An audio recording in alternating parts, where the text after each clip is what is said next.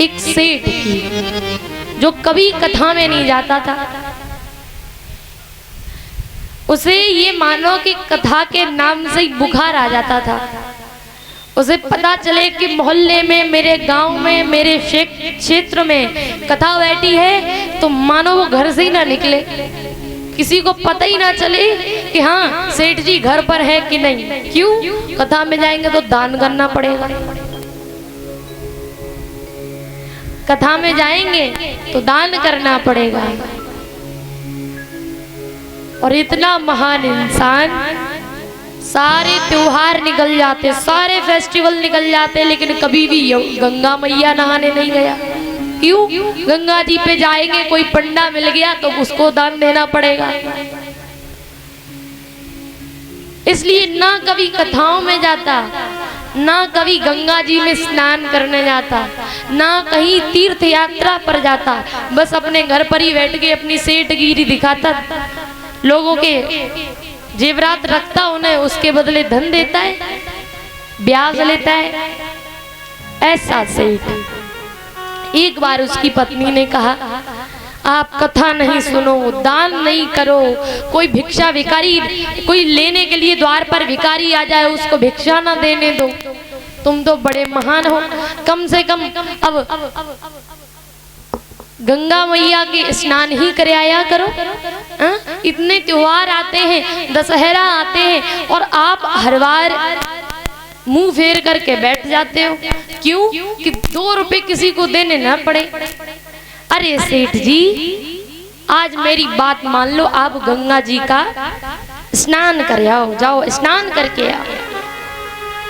सेठ जी सोचते हैं, गया तो वाहन पर बैठना पड़ेगा, और फिर वाहन वाले को पैसे दो, फिर गंगा जी के तट पर पहुंच जाओ, फिर वहां पर पूजा करवाई के पैसे दो, और किसी महात्मा संत ने पकड़ लिया तो उसको भी पैसे दो। अरे ये धर्म संकट में काहे डाल रही है हमें? 1 रुपया जिसे अब तक दान नहीं किया हमने, गंगा जी में स्नान जाकर के क्या मुझे लुटना है? पर पत्नी ने ज्यादा कहा, बहुत कहा कि कुछ नहीं, तुमसे तो शादी करके हम पछता रहे हैं। क्यों? अरे ना तुम मुझे दान करने देते हो और ना ही खुद दान करते हो, अजीब इंसान हो। तब सेठ जी ने डिसाइड किया, सोचा कि चलो एक बार गंगा जी स्नान कराते हैं। अब इतना महान इंसान, इतनी दूर गंगा जी हैं, 15-20 किलोमीटर दूर उसके घर से गंगा जी। कोई वाहन, कोई सवारी नहीं करी, पैदल चल दिया। क्यों? सवारी या वाहन पर बैठेंगे तो पैसा देना पड़ेगा। पैदल चल दिया, 2-4 घंटों में पहुंच गया। और जहां पर लोग स्नान करते हैं वहां स्नान करने नहीं गया मैया,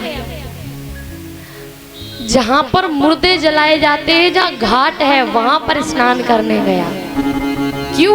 अरे जहाँ पर स्नान किया जाता है, स्नानागार है, वहाँ पर अगर स्नान करेंगे तो वहाँ तो भीड़ ही लगी रहती है किसी न किसी की, कि यजमान नहा कर निकलेंगे, कुछ न कुछ दान अवश्य करेंगे। लेकिन जहाँ पर मुर्दे जलाए जाते हैं, जहाँ पर घाट होता है, वहाँ पर कोई नहीं आता। क्यों?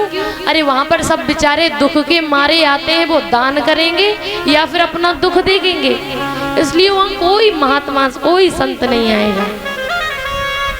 ये सोच करके गंगा मैया के जहाँ पर मुर्दे जलते हैं उस घाट पर पहुँच गया। वस्त्रों को रखा यमुना गंगा मैया के किनारे, और एक ही डुबकी लगाई, और जैसे ही डुबकी लगाकर बाहर निकला, बढ़िया से एक हष्ट पुष्ट संत खड़ा हुआ है। संत को देख करके मानो सेठ कांप गया। क्यों? अरे इतना बच्चा मैं वहां से यहाँ स्नान करने आ गया, यहाँ पर भी कोई बाबा आ गया। अब वो संत कोई और नहीं, भगवान जी हैं, भेष बनाकर आए हैं। किस लिए? इस भक्त की परीक्षा लेने के लिए। अरे देखो तो ये कितना कंजूस है, कहाँ तक कंजूसी में जा सकता है। आज भगवान संत का भेष बना करके आ गए सेठ जी के सामने। आज सेठ जी के सामने आए तो बोले लाओ यजमान पैसे लाओ, कुछ तो लाओ। सेठ बोला क्यों, आपको यहाँ पर भी चैन नहीं था, यहाँ तक चले आए, कम से कम घाट तो छोड़ दिया करो। बोले मैं तो 2-4 महीने में एक ही बार अपने स्थान से उठता हूँ और एक ही बार में ऐसे ही घाट पर कोई ऐसे यजमान मिल जाते हैं जो 1 नहीं 2 नहीं 3-4 महीने की व्यवस्था एक ही बार में कर जाते हैं। तो अब आप मिल गए हो, अब हमें चिंता नहीं है, सकल से तो तुम सेठ लगते हो, अब 2-4 नहीं 5-6 महीने की व्यवस्था आप कर ही दोगे। अब तो बेचारा वो सेठ कहता है अब क्या करें, पैसे तो पड़े हैं लेकिन इसे दूं क्यों, हम पे तो कभी 1 रुपया दान नहीं हुआ, मैं इसको कैसे दे सकता हूँ। अब बोला अरे अभी तो हम पर कुछ है ही नहीं, मैं तो धन लेकर ही नहीं आया, आप ऐसा करना मेरे गांव में मेरे घर पर आकर के तुम दरवाजा बजा कर के दान ले जाना, घर पर आकर के ले जाना। अब तो भगवान ने पूछा अब ले तो जाएंगे लेकिन अपना एड्रेस तो बताओ, नाम पता कुछ तो बताओ। तो वो सेठ बहुत कंजूस था, इसलिए गांव वालों ने उसका नाम रखा था दानचंद्र। बहुत ज्यादा कंजूस था इसलिए नाम रखा था दानचंद्र। तो दानचंद्र बोला मेरा नाम दानचंद्र है, ऐसा ऐसा गांव है, ऐसा ऐसा घर है, कह देना सेठ दानचंद्र के यहाँ जाना है, लोग तुम्हें पहुंचा देंगे। अब दानचंद्र ने ये सोचा कि अरे ये क्या करेगा आगे इतना 15-20 किलोमीटर दूर चल करके हमारे घर आकर के, भूल जाएगा बात, यही घाट का संत है, कोई और आएगा उसे पकड़ लेगा, उससे अपनी व्यवस्था बना लेगा। तो दानचंद्र ने सब साफ साफ बता दिया, लेकिन ये नहीं सोचा कि ये पहुंच भी जाएगा। अब दानचंद्र फिर से पैदल पैदल घर पहुंचे। जैसे ही घर पहुंचे कुछ ही घंटे बीते थे, तब तक भगवान ने आकर दरवाजा बजा दिया। अरे सेठ दानचंद्र जी, आपने बोला था घर आकर दान ले लेना, अब मैं आ गया हूँ, अब ऐसा करो अब दान ले आओ, अब रुका नहीं जाता, बड़ी मुश्किल से मैं अपनी व्यवस्था कर पाता हूँ, बड़ी मुश्किल से कोई एक ऐसा यजमान ढूंढ पाता हूँ जो मेरी व्यवस्था कर सके। आप मिले हो तो आओ, दरवाजा खोलो और दान दो। अब जैसे ही आवाज दानचंद्र ने अंदर सुनी, अपनी पत्नी से बोला हे भगवान, हमने तो सोचा था ये संत उस घाट से वापस नहीं आएगा, लेकिन ये तो यहाँ पर भी आ गया।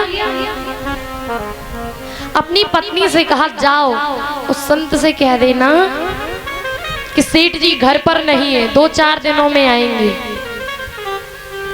पत्नी गई, पहले तो पत्नी ने समझाया अरे क्यों इतनी कंजूसी करते हो, अरे 2-4 पैसे दे दोगे संत को तो क्या हो जाएगा, अरे दे दो क्या हो जाएगा।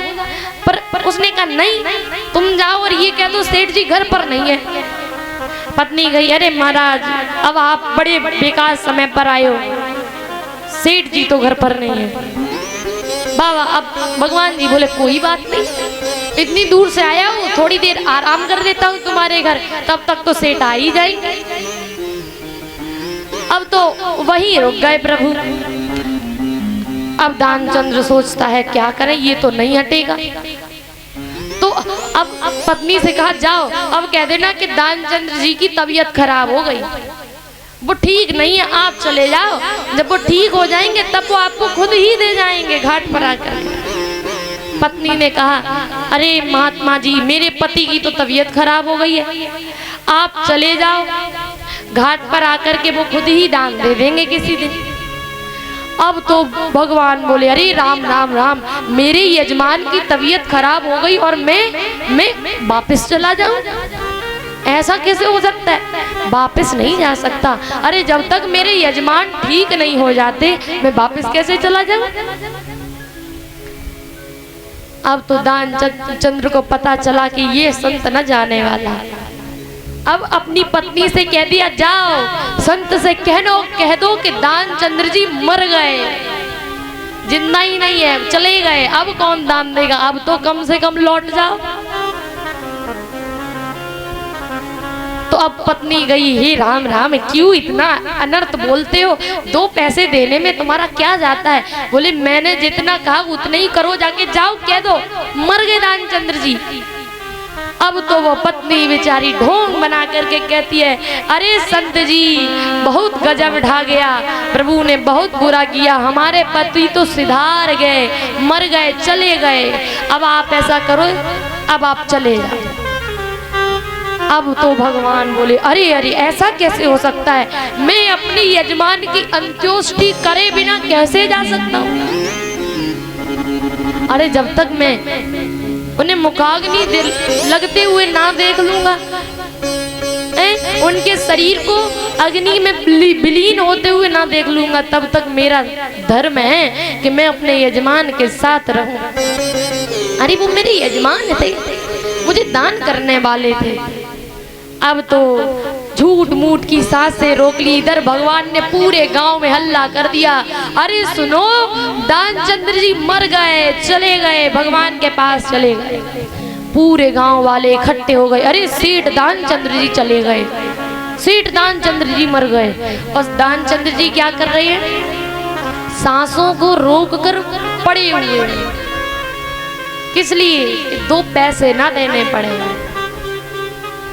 सांसों को रोक कर पड़ा हुआ है, लेकिन ये नहीं उठकर दान दे दे। आज क्रियाक्रम की सारी सामग्री रख ली गई है, दानचंद्र जी को टिकटी पर रख लिया गया, लेकिन अभी भी होश नहीं आया। अभी भी ये नहीं कि चलो दे दे, मरने को तैयार है, उठा लिया।